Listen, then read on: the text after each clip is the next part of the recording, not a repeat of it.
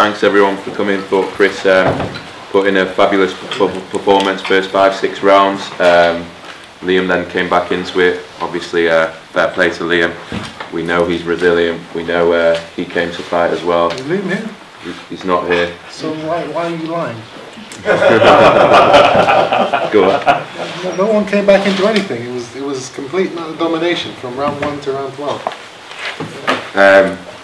Obviously the Welsh crowd were brilliant. Thank you for all the press for coming. Amazing turnout.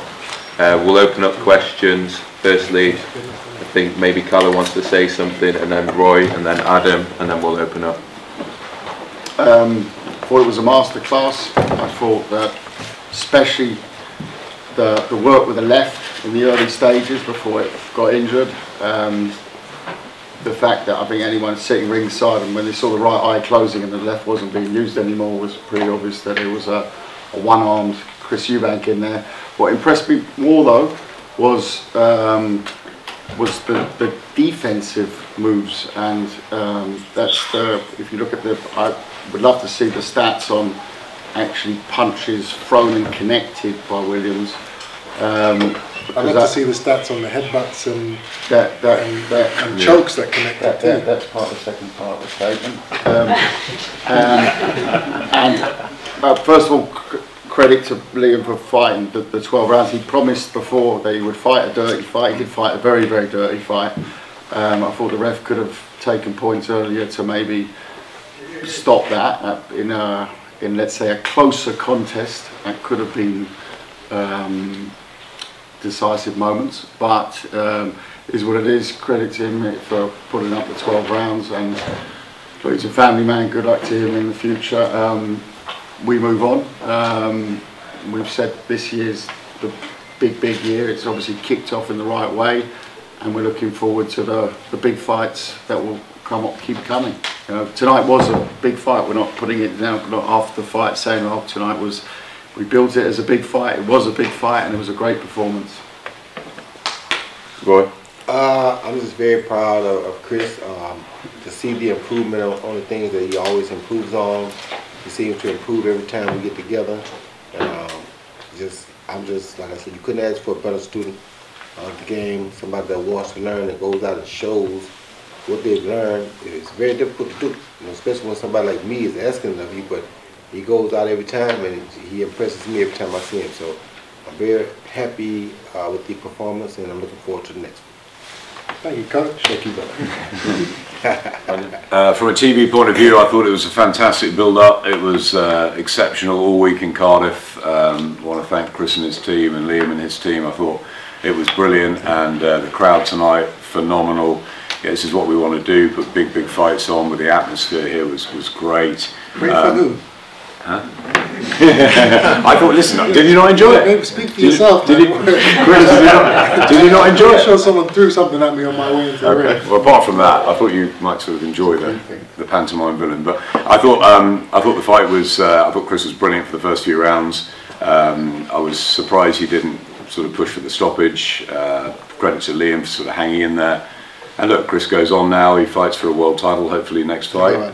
The hand, yes. I thought the left hand was brilliant in the first 4 or 5. Obviously, that's obviously the reason.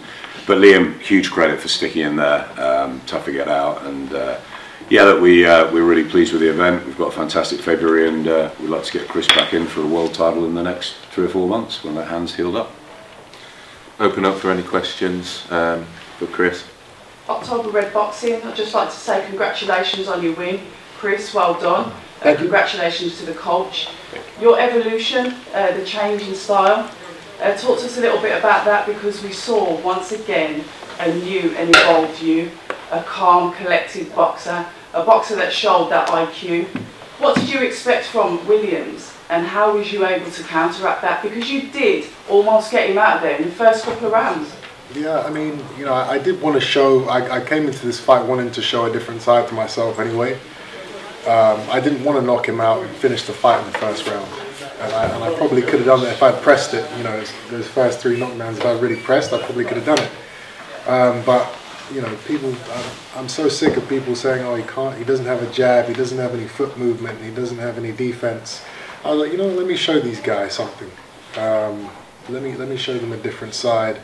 Let me work on the things that me and Roy have been, you know, practicing for all this time, you know. So that's what I did.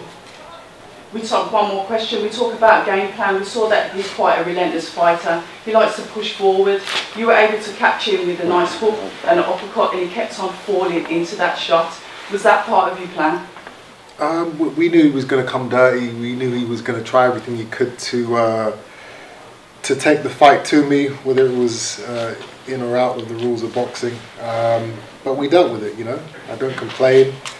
You know, I'm upset that the referee didn't take a point, at least one, during that fight for the amount of headlocks and headbutts and everything else that was going on. You know, he's pushing his hand up into my face a couple of times. I actually had to bite him at one point.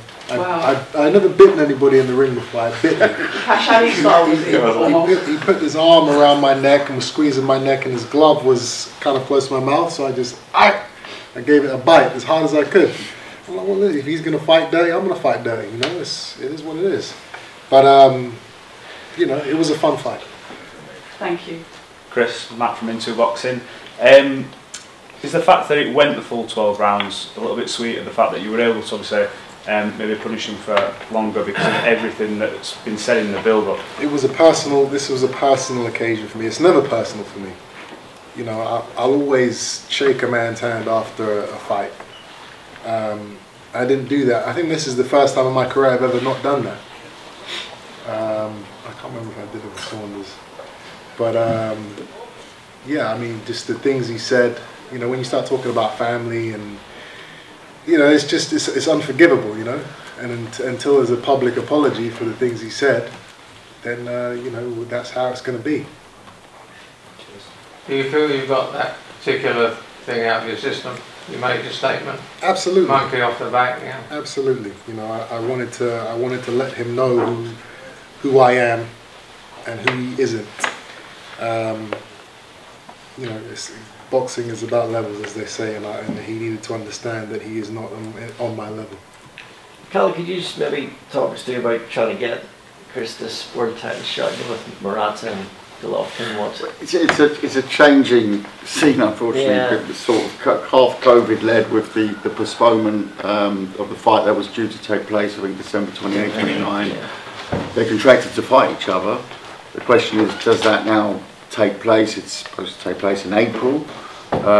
We certainly won't be waiting around. If that takes place in April, that will not be his next fight. That's clear for us. We look at the situation with Andrade moving up to a gentleman fight for that. And, you know, of course, you know, world titles are important. For me, as a promoter, we like big fights. And there's some other interesting names out there. This year is about winning a world championship, but it's also about being realistic on a time plan, and that time plan is something we'll sit down and discuss with, first and foremost, with Chris and Roy, and then with our partners on my left. So, you know, that is happening in due course. But it's, you know, you guys have written long enough about boxing to know that something comes up and something gives that certain element. And I always like to judge a fight if it starts a buzz inside me. If I feel a butterfly in my stomach when I hear that fight come together. And there are some fights out there that tickle you, but at the moment there's a few things that we have to wait on in the next couple of weeks. And you know, we've been there before. We've been there. We'll be there again, and we deliver before, and we'll deliver again. Chris, what would you like next? I'm sorry, I can't give a more precise answer at this point. It's like you say, Cal, it is too many balls in the air at the moment. Yeah, in a perfect world, it's a world title shot against, you know, Gennady Golovkin next fight. But that's easier said than done. I understand that.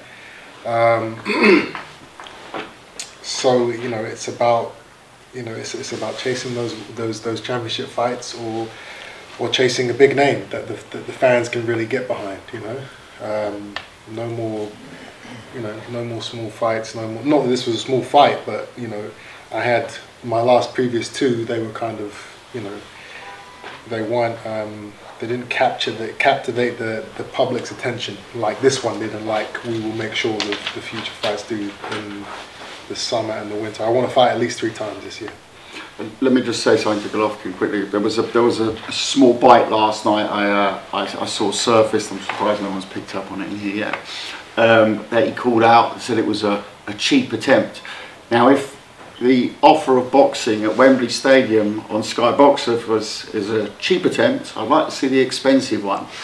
And I can assure you that we at Wasserman are very well funded to put a massive guarantee behind this fight for them.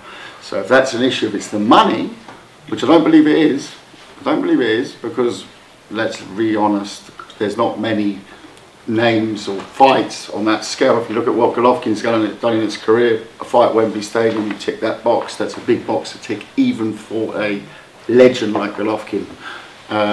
So that's a gung-ho answer to that one. I don't know, I doubt that came from him. I've known Gennady since he boxed in Germany a couple of decades ago. He's a real gentleman. I don't think that came directly from him, but it was a very strange sort of remark just to absolutely squash that with a firm boot. Chris, Roy Hogan from the Boxing Voice. Just want to ask you about your training, your new style. In your youth, your father sent you over to the Mayweathers, and they train a mostly Philly shell counter-punching style. You went through a phase where you were kind of a high-volume pressure fighter. Are you most comfortable now with this Roy Jones Jr. style, highly explosive, athletic? I mean, at times, even some of your mannerisms were like Roy's. You know, I don't have, you know, a specific style. It all depends on who I'm fighting. And how I feel. You know, I can fight in many different ways, and that's one thing I wanted to show today, was that I'm not just a come forward fighter. I can think, I do have foot movement, I do have a jab. You know, I love the things that Roy is adding to my repertoire. Yeah, you know, it's amazing, even at 32 years old, that I'm still tuning everything that I've already got and adding things to it. You know, so it's great. We have one more question, guys. It's 1 o'clock, it's late, it's been a great night. I'm not entirely sure how serious the tweet was, but Conor Benn reacted to the fight today, saying that he fancies his chances at a catchweight. I put that out there 6 weeks ago, and I was declared for insane, by the way. It was about 6 weeks ago he boxed last. I did put it out there, I said, in the distant future. So sorry for your reaction, I had to jump in, because I saw that. Mine was 6 weeks ago, and I was declared for insane. It's not the craziest of ideas. Listen, it's a fight that, if it were to happen, would be, you know, it would be massive. It would be crazy, but it would be, you know, what fight fan wouldn't want to see it? You know, it's two legends, their sons fighting each other. You know, and we're both doing big things in the boxing world. I'd be very surprised if Conor's serious about that. Yeah, it doesn't. You know, it doesn't make any sense for right now. Chris is a massive name. He's going to get a lot of guys calling him out. I think there's also 2 big fights. I know Kel's got a big fight in 2 weeks, and he's been mentioning coming up. So let's see how he does. Billy Joe Saunders is still on the phone to myself and Adam. So there's big British fights out there for him as well. In a couple of years, you know, when Ben fills out a little bit, you know, and I want to have a bit of fun, I can get it on, but not right now. I mean, that's, you know, that's also, if you look at the names that Chris has faced and the names that Conor Benn has faced, they're still at very different points in their career. So when I said that at the time, I actually wrote distant future. Jeff, I see you looking at me. I did write distant future, and yeah, of course, it's one that's on the tongue. You know, I mean, I grew up on it, but I don't think that is totally serious, and I think that's a little bit, you know, he's fought tonight. You put it out there, and why not? And keep yourself relevant. Absolutely. You should probably fight Abanesian first, I think. So can I just check if Billy Joe's ringing you up asking to make a fight? Billy Joe really wants this fight because he knows Chris has gone from strength to strength since the last fought. It's a huge pay-per-view fight, that. It's a huge night. But Billy Joe's got a lot of work to get back. He obviously suffered a big defeat. I think we'll see him fight again this year, and that's the fight for the next couple of years. I don't think it will necessarily be the next one. Chris, what do you think of Billy Joe potentially again? I don't think much of him at all, as you guys, I'm sure you guys know. You know, is it a fight that I would take? Yes. You know, it's a fight we like to promote. Yes. The fight has everything. You know, it has a story. It has you know, it has two top tier fighters that, you know, don't like each other. Who doesn't want to see that fight?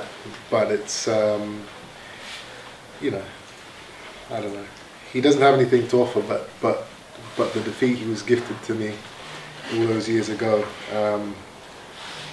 But if the offer's there and it's the right time and the right place, and you know the business makes sense, then let's do it. In all British contests at the moment, there's obviously Fury, Joshua is still the one that sort of people want to see. But behind that, it's Eubank Saunders too. There's, for me, no question on it. There's no one that does bigger numbers than that one. Other than Eubank, then. Absolutely, you took the words out. I was going to get a caveat there. I said this in the future.